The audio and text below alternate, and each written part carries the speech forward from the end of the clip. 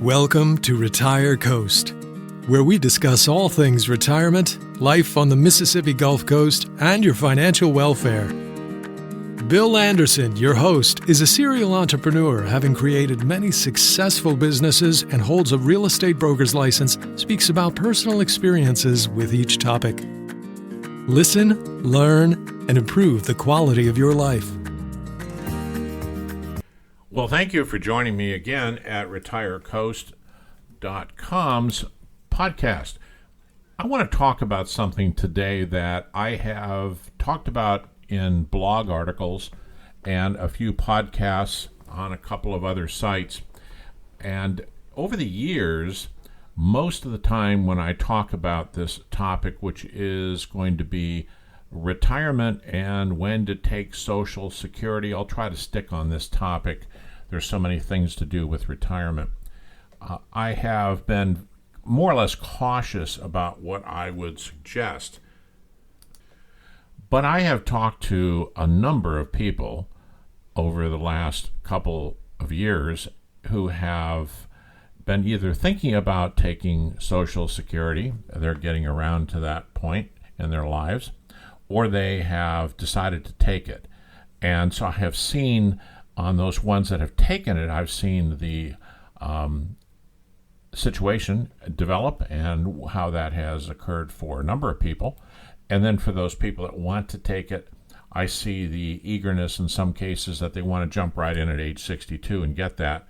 And then some others are doing a real good job of planning, and they're looking at doing this at age 70, or at least when they can be taking Social Security without any penalty for working.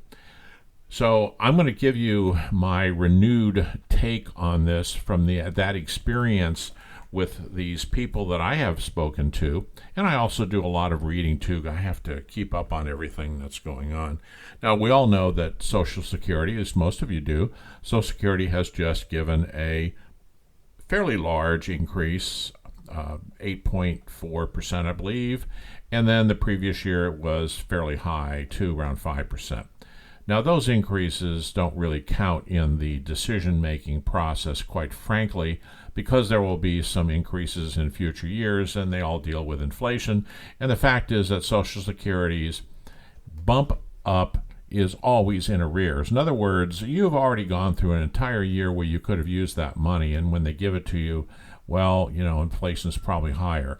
Now, at the tail end, obviously, as inflation starts to drop, then you'll have that higher amount you got the year before. But believe me, it's never enough for anybody to make a big difference.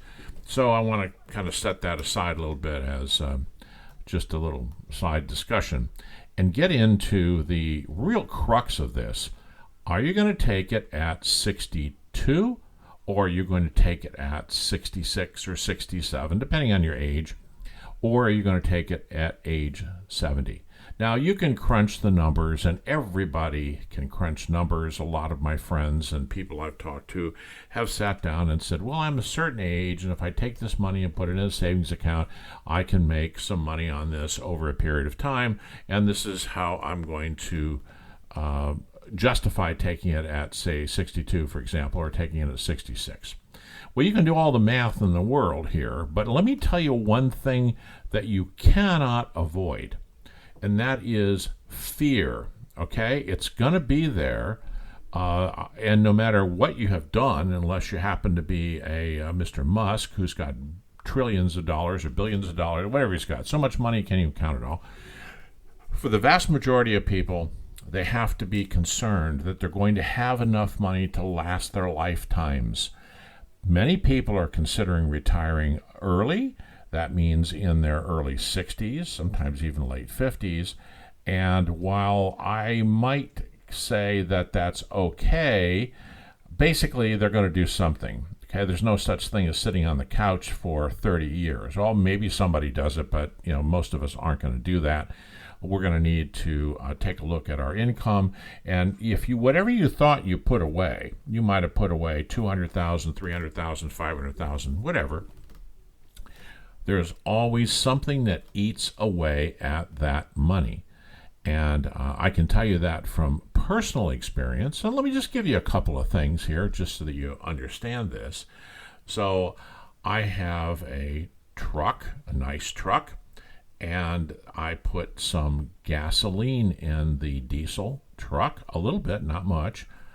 The end result was a bill for $18,000. Now, it should have been covered by the insurance company, and I'm fighting them to go through the legal process. But nevertheless, I had to cough up $18,000 in order to get my truck repaired.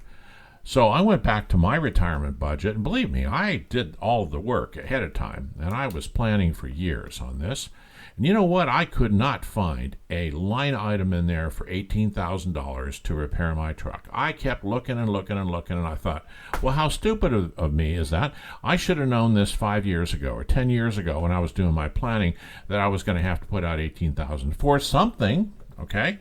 All right, so then that's something I had to deal with, and I had to pull that out of a pot of money that I would otherwise have earned some income on.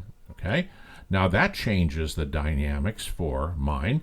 Now, fortunately for me, I have so many activities going on that I have income from other things, so that is not a big problem. But it could easily be for a lot of people. What happens if you get into an accident and your insurance company doesn't cover it all? Or you get sued, for example, and you don't have enough money, your insurance company doesn't cover it all. Those are just those things that could possibly happen, probably fairly rare. But what is not rare is the fact that most people, when they plan ahead for retirement and they start looking at their numbers before they take their Social Security, they think of the big things. Well, we have a house payment, we have the mortgage, we have insurance, we have taxes on the house. Then we have vehicles, so we might have maybe a one vehicle payment, but, did you count that insurance? And the fact that insurance is going to go up with your age, and if you get into an accident and your insurance is canceled and you have to get this new kind of risk type insurance, did you factor all of that in? Okay? And what about the registrations on your vehicles? Now, I was very thorough, and I created a budget, which is on the website, which is retirecoast.com. It's pretty extensive, but I have just recently taken a look at this after I created it 5 years ago, and I found there is so much not there. Let me just hit loosely on the medical side, which is the one side that people just have extreme difficulty planning for. And let me just tell you some basic kind of things here. Now, we're going to get back to the 62 and the 66 and the 70 type of thing. But let me just tell you a little bit about the medical side. So you're going to have to pay to go see the doctors. Now, most people are going to see at least 3 doctors a year. They're going to see maybe a dermatologist. Your stuff grows all over your body. You want to have it taken off, right? You're going to go and see the dentist. Things happen. You get a chipped tooth or you get a cavity. You're going to want to see the doctor that does all of those internal exams, that one that they do about every 2 years or 3 years, depending on your age and your condition. If they find a polyp in there or something, you may have to do it more often, so there's that cost. And even if that cost is paid for by Medicare, which it normally is, there's still the cost to go in and see the doctor, and those, co-payments could be anywhere from $20 to $100. And you'll see these co-payments. So if there are 2 people, you have lots of co-payments during the year as you go and see the doctors for lots of things. What about your eyes are going to be a little bit worse over a period of time, so you see an ophthalmologist or optometrist. So you have all those co-payments to pay. Then you have glasses to buy. There's a lot of things. And that we're talking healthy people here, the people that aren't going into situations where they have to have an operation and they have to put up some cash because Medicare doesn't cover it all. Or they are taking some type of medications that the government's not covering at a very large rate. Now, some of those things are paid for entirely, such as the statin drugs and some things like that. But there are other drugs that are not, and you may have to pay for those. And there may be something that happens to you later that you aren't aware of now when you're planning for retirement. Maybe you're or right around 60 or so, for example, and you look at yourself and say, yeah, I'm pretty healthy. Okay, and that's great. Okay, don't get me wrong. But you need to plan for not being healthy, and you need to plan for wellness checks too. Now, those will be covered at no charge for you, but office visits, having your blood drawn, those kinds of things, they start to eat up your money. And if you're on a fixed income and you haven't budgeted for all of this, it's going to be a shock for you. And believe me, it seems like you're nickel and diming yourself to death. A lot of people that are retired, especially in their 70s and older, find that their best friends are their doctors because they see them about as often as they see the rest of the family, and they're going there all the time spending money. And sometimes people have budgeted for that, but more often I think they have not. And that's just on the medical side. Let's get back into these vehicles again. So you have the vehicle registration, you have the vehicle insurance, you have vehicle maintenance. You don't know what's going to go wrong with those. What happens if you buy another car? You're going to be paying not only the cost of that vehicle, you're going to be paying the interest payment on financing it, or that big sales tax chunk that you're going to have to pay too. Do you factor all of that in? And the fact that a newer car is going to be coming with a higher price tag for insurance. So as you get into any one of these topics, food. So are you going to sit at home every night, every day? You're going to eat 3 meals a day at home and cook at home? That might be good for you, but most people need to get out periodically. And if they put in their budget that they're going to go out to eat, say, 2 or 3 times a week, what did they put in their budget? You better budget a lot more, because inflation is not going to go away. It may go down for a while, but it's going to go back up. And over a period of time, years, you're going to be retired for 10 years, 15, 20, 30 years. The cost of a meal is not going to be $15 or $20. It's going to be $40 or $50 or $60 or $70. So when you plan, it cannot be a static number, a fixed number. That number has to go up year after year after year. You have to have a factor to raise the amount of money that you're going to spend for everything. And that includes, for example, an office visit with a doctor. That may go up by $2 or $3 over a period of time. So you're going to have to add all of that. The simplistic method a lot of people use is simply just taking and listing out all of their supposed costs and saying, okay, it comes out to $5,000 a month, for example, or $3,000 or $2,000, whatever it is, and I'm going to make this much money and I can cover this. That's not right. That's not good. And you need to do all of that, frankly, that budgeting and planning process before you can effectively determine whether you should take Social Security at 62 or 66 or 67 or 70. And I'm strongly suggesting here, you can go see your financial advisor, you can talk to your children, you can do whatever you think you need to do to get some advice from other people, is to say that you should not take it at 62. Even if you are desperate, try to get a job. Try to get some part-time income in. There's a lot of ways to make money. You might be able to make money on the internet. Ask a friend if they need some help someplace. Do the best thing you can to absolutely avoid taking it at 62. It will be devastating on you for 2 main reasons. One is it's about half of what you'd get at 70, and you're going to live a long time. Even if you think you may not live a long time, you probably will. Murphy's Law, okay, works the opposite way as well. So if you take that at 62, that's one of the things, is that reduction, severe reduction, when you need it most, when you're older. The other thing is, if you have to go back to work, or you might be working now, if you're working and you take it at 62, the IRS and the Social Security folks, man, they're just going to dice up that number and they're going to start reducing it. If you're getting $1,000, it's going to be reduced. I don't know, maybe $500 or something. So you're cutting into your free money by doing that at 62. That doesn't make sense to me. Maybe it makes sense to you if you're extremely desperate, but you cannot get a legitimate job and earn income between 62 and 66 or 67 without losing a portion of that income. they're going to take it away from you, and you're still going to be paying into Social Security. So it's not a good move for that reason, and the other reason that half of that money goes away. And you may think you need it now, but what are you going to do if you're destitute later on when you're 70 years old and you're still getting that 62-year-old rate? I strongly suggest that you consider putting it off until 66 or 67. And for many of you, especially if you're in your 50s, there's a good possibility you'll be working in your 60s.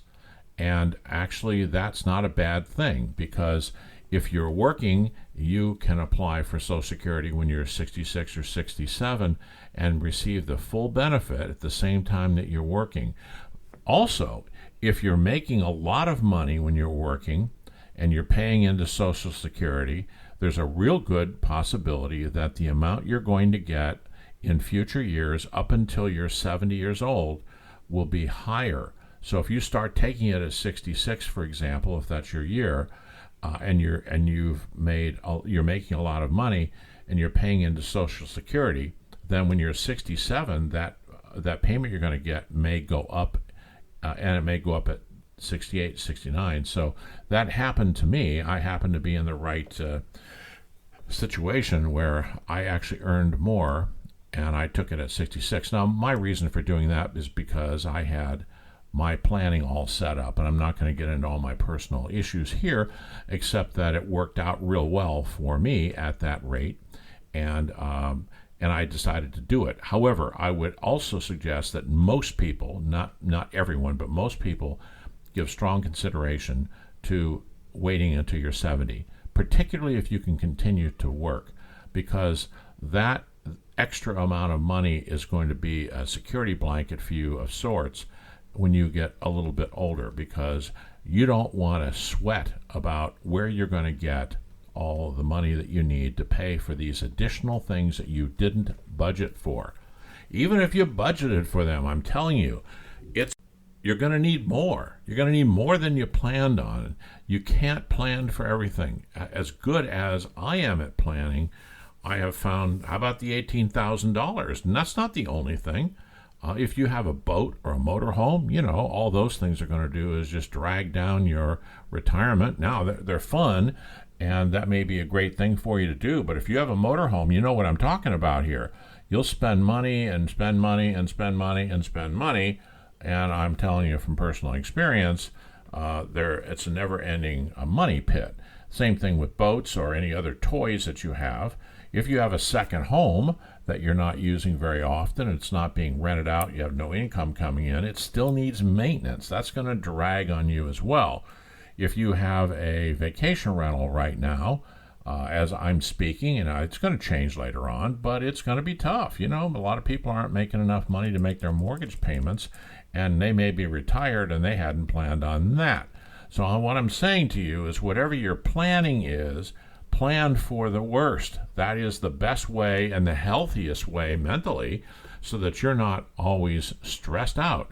When you get older, your health starts to wear out. That's just a fact of life. You can't add to that by bringing stress into your life, and money is one of the major stressors.